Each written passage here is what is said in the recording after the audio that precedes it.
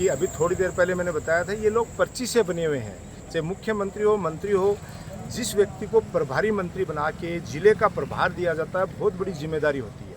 वो जब से जिले में प्रवेश किए हैं, विवादों के घेरे में रहे हैं, उनको एक ही ट्रेनिंग दी हुई है कि केवल कांग्रेस को कोसना। चाहे वो सेंट्रल गवर्नमेंट का पैसा हो, आप सबको पता है पुलिस लाइन वाली पुलिया वाले मामले में भी उनको बैकफुट पे आना पड़ा था। जिले के बारे में उनको जीरो नॉलेज है। अधिकारियों की मीटिंग उन्होंने जिला परिषद में जो ली, उस मीटिंग में भी वो मीटिंग हमारा मानना है कि सरकारी सिस्टम की नहीं थी, वो तो एक तरीके से भाजपा की मीटिंग थी। उसमें भाजपा के लोग बैठे थे। तो कहीं ना कहीं, क्योंकि काम बिना, देखो काम की पूजा होती है। आज कांग्रेस सरकार में अधिकारी जनता का भी सम्मान करते थे, जनप्रतिनिधियों का भी सम्मान करते थे, कभी कहने की आवश्यकता नहीं पड़ी। लेकिन मजबूरी में काम तो करना आता नहीं। अब ये सम्मान करवाना चाहते हैं तो सम्मान तो भैया घर पे छोटा सा बच्चा भी अगर परिवार का मुखिया परिवार को चलाने में सक्षम नहीं होता तो वो नहीं करता। ऐसे ही पुराने हमारे बुजुर्ग नहीं कहते थे कि भैया छलकड़ी घरबान ले जना बाबो बूढ़ ली गुन लिया। इस बात का तात्पर्य है कि किसी भी पद पे आओ तो एक्सपीरियंस चाहिए।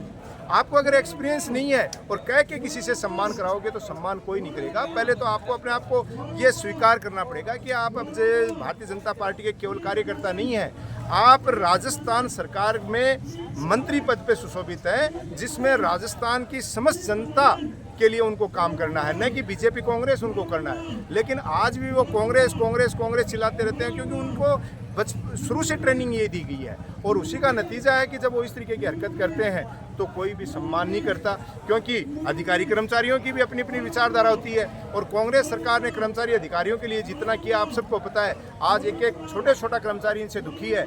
आए दिन इनका छोटा से छोटा जो उसको चुनाव लड़ लिया, हार गया, वो भी अपने आप को मंत्री समझे बैठा है, डराता है, धमकाता है, तुम्हारा ट्रांसफ़र कर दूंगा, तुम्हारे साथ मैं एपीओ करवा दूंगा।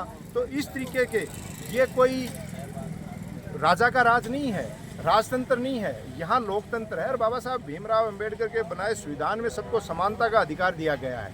अगर ये लोग इस तरीके की हरकतें करेगी तो जनता जिस तरीके से आज सड़कों पे आई है, मैं कह रहा हूँ सड़कों पे उतरेगी, इनका मंत्री पद और मुख्यमंत्री पद बुला देगी।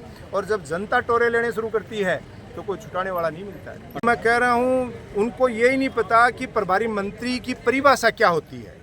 आप फेल और पास की तो बात जब करोगे जब किसी क्लास में एडमिशन लोगे। आप उनको यही नहीं पता कि प्रभार होता क्या चीज़ है। और जब प्रभारी मंत्री पहले दिन मीडिया के सामने ये कह देता है कि ये कांग्रेस, मतलब कोई भी चीज़ टालने के लिए नॉलेज नहीं हो।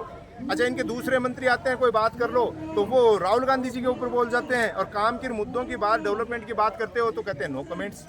तो इनको केवल ट्रेनिंग दी गई है, कोई राहुल गांधी के खिलाफ बोले, कोई कांग्रेस के खिलाफ बोले।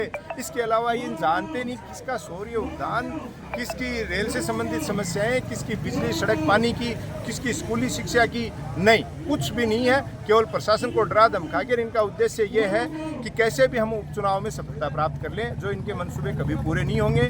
शेखावाटी में पहले भी इनको बैकफुट पे आना पड़ा है, लोकसभा में बैकफुट पे आना पड़ा है, और आने वाले, मैं तो कहता हूँ राजस्थान में 5 जगह उपचुनाव है, वहाँ पे भी इनको 5 जगह बैकफुट पे आना पड़ेगा। इनका खाता भी नहीं खुलेगा।